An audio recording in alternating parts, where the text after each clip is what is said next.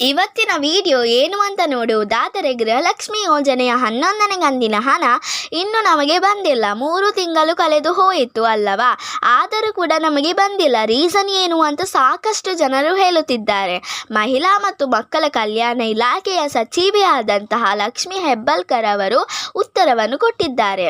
11ನೇ ಕಂತಿನ ಹಣ ಬಂದಿಲ್ಲ ಅಂದರೆ ಯಾವಾಗ ಬರುತ್ತೆ? ಇದರ ಜೊತೆಗೆ ಅನ್ನಭಾಗ್ಯ ಯೋಜನೆಯ ಹಣದಲ್ಲಿ ಕೂಡ ಒಂದು ಸಿಹಿ ಸುದ್ದಿ ಸರ್ಕಾರದಿಂದ ಲೇಟೆಸ್ಟ್ ಆಗಿ ಅಪ್ಡೇಟ್ ಬಂದಿದೆ.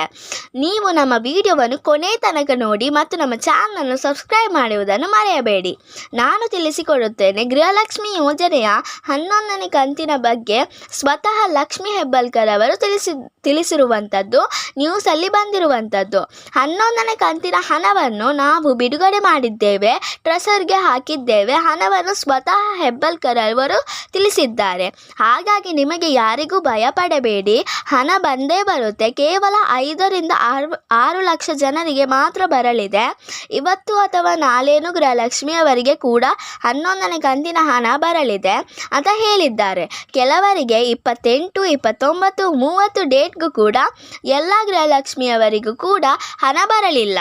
ಈಗಾಗಲೇ ಜುಲೈ ತಿಂಗಳು ಬಂದು ಹೋಯಿತು, ಆದರೂ ಕೂಡ ಹಣ ಬಂದಿಲ್ಲ. ಇನ್ನು 1 ವಾರದ ಒಳಗೆ 11ನೇ ಕಂತಿನ ಹಣ ಯಾರೆಲ್ಲ ಕಾಯುತ್ತಾ ಇದ್ದೀರಾ ಬಂದೇ ಬರುತ್ತೆ. ಅನ್ನಭಾಗ್ಯ ಯೋಜನೆ ಉಚಿತ ಅಕ್ಕಿ ಹಣ ಅವರಿಗೆ ಏಪ್ರಿಲ್ ತಿಂಗಳದ್ದು ಬಂದಿತ್ತು.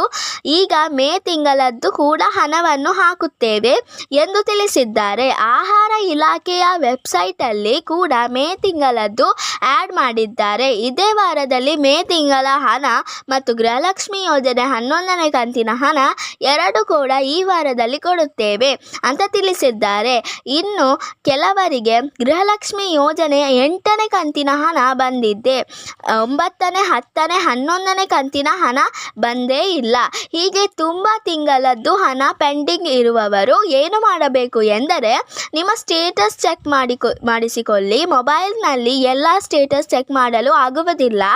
ನೀವು ನಿಮ್ಮ ಹತ್ತಿರದ ಗ್ರಾಮ ಪಂಚಾಯತ್ ಆಗಿರಬಹುದು ಅಥವಾ ಕರ್ನಾಟಕ ಒನ್ ಕಚೇರಿಯಾಗಿರಬಹುದು, ಅಲ್ಲಿಗೆ ಹೋಗಿ ಬಿಟ್ಟರೆ ನಿಮ್ಮ ರೇಷನ್ ಕಾರ್ಡ್ ನಂಬರನ್ನು ಹೇಳಿಬಿಟ್ರೆ ಗೃಹಲಕ್ಷ್ಮಿ ಯೋಜನೆಯ ಸ್ಟೇಟಸನ್ನು ಚೆಕ್ ಮಾಡಿ ಬಿಡುತ್ತಾರೆ.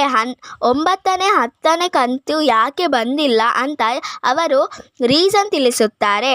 ಅದರ ನಂತರ ನೀವು ಮಹಿಳಾ ಮತ್ತು ಮಕ್ಕಳ ಕಲ್ಯಾಣ ಇಲಾಖೆಯ ಹೋದರೆ ಯಾಕೆ ನಿಮಗೆ ಹಣ ಬಂದಿಲ್ಲ, ನೀವು ಏನು ಮಾಡಬೇಕು, ಹೋಲ್ಡ್ ಆಗಿರುವಂತಹ ಅಮೌಂಟ್ ಬರಲಿಕ್ಕೆ ಏನು ಮಾಡಬೇಕು ಅಂತ ಅವರು ತಿಳಿಸಿಕೊಡುತ್ತಾರೆ. ಅದು ಬಿಟ್ಟರೆ 11ನೇ ಕಂತಿನ ಹಣ ಮಾತ್ರ ಬಂದಿಲ್ಲ ಎಂದರೆ ಮಿಕ್ಕಿದ್ದೆಲ್ಲ ಕರೆಕ್ಟಾಗಿ ಬಂದಿದೆ ಎಂದರೆ ಏನು ಟೆನ್ಷನ್ ಮಾಡಬೇಡಿ. ಈ ವಾರದಲ್ಲಿಯೇ ನಿಮಗೆ ಖಂಡಿತವಾಗಿಯೂ ಬರುತ್ತೆ. ಇವತ್ತು ಬರುತ್ತದೆ, ನಾಳೆ ಬರುತ್ತೆ ಹೇಳಿ ನಿಮಗೂ ಕೂಡ ಬೇಸರವಾಗುತ್ತದೆ. ಇದು ಸರಕಾರದಿಂದ ಬಂದ ನ್ಯೂಸ್ ಆಗಿರುವುದು. ಏನು ಮಾಡಲು ಆಗುವುದಿಲ್ಲ. ಈ ವಾರದಲ್ಲೇ 11ನೇ ಕಂತಿನ ಹಣ ಕ್ಲಿಯರ್ ಆಗುತ್ತೆ. ಮೇ ತಿಂಗಳದ್ದು ಅಕ್ಕಿ ಹಣ ಕೂಡ ಬಿಡುಗಡೆ ಮಾಡುತ್ತಾರೆ. ಯಾವುದೇ ರೀತಿ ಗೃಹಲಕ್ಷ್ಮಿ ಯೋಜನೆಯ ನಾವು ನಿಲ್ಲಿಸುವುದಿಲ್ಲ. 5 ವರ್ಷವೂ ಕೂಡ ಖಂಡಿತವಾಗಿಯೂ ಕೊಡುತ್ತೇವೆ.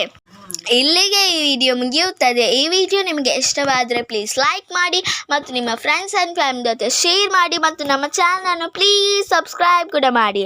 See you with a new video.